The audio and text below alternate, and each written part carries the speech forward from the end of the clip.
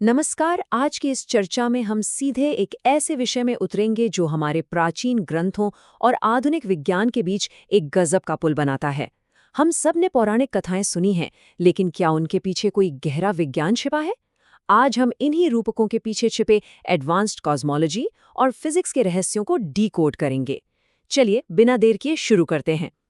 तो शुरुआत इस बहुत ही मशहूर सवाल से करते हैं। क्या हमारी पृथ्वी सच में एक विशालकाय कई सिर वाले सांप के फन पर टिकी हुई है? बचपन से हमने ये तस्वीरें देखी हैं, कहानियां सुनी हैं, लेकिन सोचने वाली बात यह है कि क्या इसे सचमुच इसी तरह शाब्दिक रूप में लिया जाना चाहिए, या फिर ये किसी बहुत ही जटिल वैज्ञानिक थ्योरी को समझाने का एक शानदार तरीका है?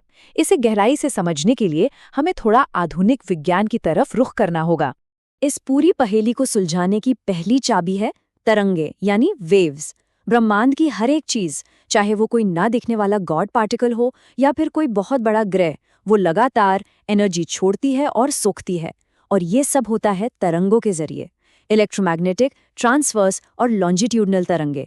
सच तो ये है कि बिना इन तरंगों के किसी भी चीज का कोई वजूद ही नहीं है।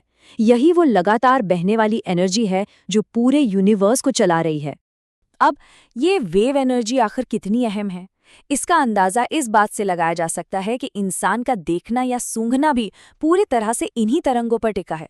होता क्या है, प्रकाश की तरंगें किसी चीज से टकराती हैं, हमारे सेंसरी न्यूरॉन्स उन्हें कैच करते हैं और फिर हमारा दिमाग उन सिग्नल्स को एक इमेज में बदल देता है। मतलब हमारा पूरा नर्वस सिस्टम इसी ट्रांसमिशन और प्रोसेसिंग पर काम कर रहा है। लिटरली सब कुछ तरंगों का ही खेल है। और इसी लगातार होने वाले मोशन से जन्म होता है एक बेहद जरूरी फोर्स का। प्राचीन शास्त्रों में इसे कर्षण शक्ति का नाम दिया गया है।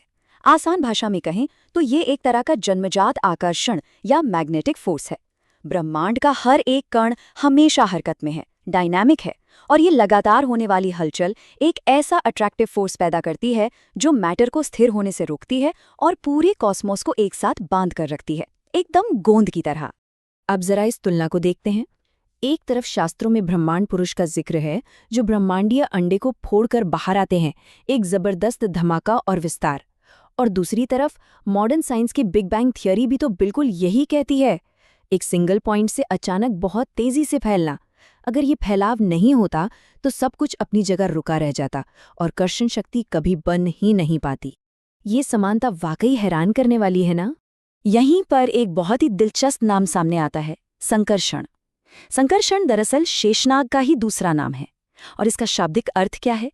एक ऐसा सर्वोच्च बल जो तत्वों को अपनी ओर खींचता है और उन्हें जोड़कर रखता है। यहाँ पर नारायण या भगवान विष्णु का बैकग्राउंड समझना बहुत जरूरी हो जाता है। विष्णु, जिन्हें ब्रह्मांड का पालनहार कहा जाता है, उनका स्वरूप ही संतुलन और स्थिरता है। और संकर्षण उन्हीं भगवान विष्णु का एक विस्तार है, यानी नारायण की वो ताकत जो पूरे ब्रह्मांड को अपने आकर्षण बल से एक साथ बांधे रखती है और बिखरने नहीं देती, उसी को संकर्षण या शेषनाग के रूप में दिखाया गया है। तो वापस उसी सवाल पर आते हैं। इसका मतलब बहुत साफ है कि हमारी पृथ्वी किसी असली भौतिक सांप के फन पर नहीं बैठी है, बल्कि ये अपनी धुरी पर लगातार घूमने और सूर्य के चारों ओर चक्कर लगाने से पैदा होने वाले आकर्षण बलों, उसी कर्षण शक्ति के सहारे अंतरिक्ष में एक बहुत ही नाजुक बैलेंस के साथ टिकी हुई है। अगर ये फोर्स ना हो तो हमारी पृथ्वी या तो सूरज में जा गिरेगी या फिर अंतरिक्ष के अंतहीन अंधेरे में कहीं खो जाएगी। अब एक बड़ा ही लॉजिकल सवाल उठता है, इन कॉस्मिक फोर्सेस को दिखाने के लिए आखिर एक सांप या नाग का ही रूपक क्यों चुना गया? शेर या हाथी क्यों नहीं? इसका कारण विशुद्ध विज्ञान है। एक सांप का चलना इसका सबसे परफेक्ट उदाहरण है। नाग जब आगे बढ़ता है तो वो अपने शरीर के अंदर लॉन्गिट्यूडनल तरंगे बनाता है और बाहर ट्रांसवर्स तरंगों का इस्तेमाल करता है। ये गतिशीलता और वेव एनर्जी को दिखाने का लिटरली सबसे सटीक विजुअल तरीका है। शेषनाग का एक और बहुत ही प्रसिद्ध नाम है अनंत, और इन शब्दों शेष और अनंत के पीछे एक गजब का गणितीय सिद्धांत काम कर रहा है। अनंत में से अगर अनंत को घटा दिया जाए तो भी क्या बचता है? अनंत ही बचता है। इसका मतलब ये है कि जब प्रलय के समय सारा भौतिक अस्तित्व मिट जाएगा, तब भी ये बेसिक अट्रैक्टिव फोर्स एक कॉस्मिक इनर्शिया या ब्रह्मांडीय जड़ता के रूप में हमेशा मौजूद रहेगी। जो सब कुछ खत्म होने के बाद भी बच जाए, वही शेष है, वही अनंत है। और जब विनाश या प्रलय की बात आती है तो एक और चौंकाने वाली समानता दिखती है। शास्त्रों में बताया गया है कि प्रलय के वक्त संकर्षण के मुख से एक ऐसी अनंत अग्नि निकलेगी जो पूरे ब्रह्मांड को निगल लेगी। और मॉडर्न एस्ट्रोफिजिक्स क्या कहती है? जब कोई तारा जैसे कि हमारा सूरज मरने की कगार पर होता है तो वो एक सुपर रेड जायंट या सुपर नोवा बन जाता है। वो इतना विशाल हो जाता है कि अपने आसपास के सभी ग्रहों को जलाकर खुद में समा लेता है। बिल्कुल वही कॉन्सेप्ट, बस अलग शब्द। इन सब बातों से एक चीज एकदम शीशे की तरह साफ हो जाती है। हमारे प्राचीन ग्रंथ महज मनगढ़ंत कहानियां या परियों के किस्से नहीं हैं। असल में ये बहुत ही एडवांस्ड कॉस्मोलॉजी और फिजिक्स को संकुचित करके बनाए गए फॉर्मूले हैं। कहानियों का रूप इसलिए दिया गया ताकि ये मुश्किल विज्ञान आम लोगों को आसानी से याद रहे और पीढ़ी दर पीढ़ी सदियों तक बिना नष्ट हुए सुरक्षित रूप से ट्रांसफर होता रहे। एक तरह का एंशिएंट डेटा कंप्रेशन। इसे समझने के लिए हम आज की पढ़ाई का एक उदाहरण ले सकते हैं। स्कूलों में पीरियोडिक टेबल याद करने के लिए मज़ेदार ट्रिक्स इस्तेमाल की जाती हैं, जैसे ग्रुप 14 के elements carbon, silicon, germanium, tin और लेड को याद रखने के लिए एक वाक्य बना दिया गया, केमिस्ट्री सर गिव्स संकी प्रॉब्लम्स। है ना कमाल की ट्रिक? ठीक इसी तरह हजारों साल पहले हमारे ऋषियों ने भी जटिल वैज्ञानिक फॉर्मूलों को याद रखने के लिए इन दिलचस्प रूपकों और कथाओं का निर्माण किया था। लेकिन यहाँ एक कैच है।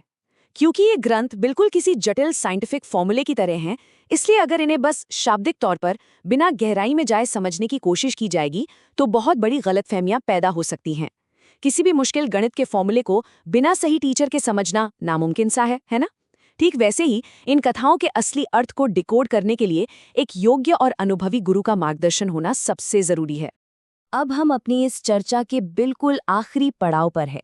सोचने वाली बात है, अगर ये पूरा ब्रह्मांड सिर्फ कुछ न दिखने वाली तरंगों और आकर्षण बलों का एक खेल है जिसे एक दिन सुपरनोवा की आग में खत्म हो ही जाना है, तो क्या हमें उस परम शक्ति को जानने की कोशिश नहीं करनी चाहिए जिसने इस पूरे सिस्टम को डिजाइन किया है? भज गोविंदम का ये प्रसिद्ध श्लोक भी यही इशारा करता है कि इस भौतिक विज्ञान की तारीफ करने के साथ साथ उस अल्टीमेट क्रिएटर को समझना भी उतना ही जरूरी है। क्या हम सिर्फ क्रिएशन में उलझे रहेंगे या क्रिएटर तक पहुंचने की कोशिश करेंगे? इसी विचार के साथ आज की चर्चा यहीं समाप्त करते हैं।